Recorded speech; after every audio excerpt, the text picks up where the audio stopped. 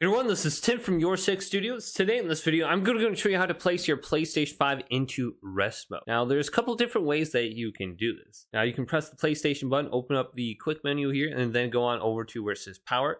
And then you can go to enter rest mode, charge controllers, download updates, and suspend your games. Do not unplug the AC power cord while in rest mode. So this is going to be a low power state where you can download updates or games.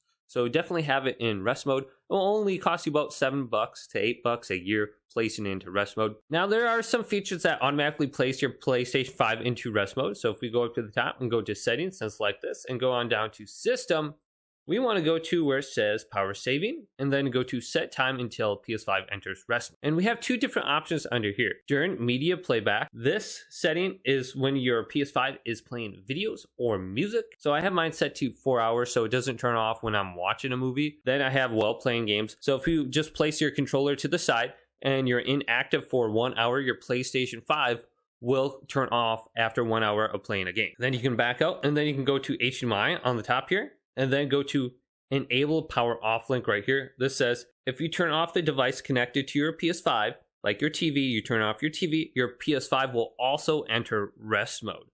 So you can turn this on as well and your PS5 will automatically enter rest mode. Then on the front of the PlayStation 5, if you do not have your controller, just press the power button once and your PlayStation 5 will enter rest mode. If you hold that power button down for about 5 to 10 seconds, you will hear one beep and then you will hear another beep, and this will completely 100% turn off your PlayStation 5. You will not see an orange light on the front. So hopefully this video did indeed help you guys out. If it did, leave it a big thumbs up and subscribe to my channel down below for more tech up videos coming up next on YourSixStudios.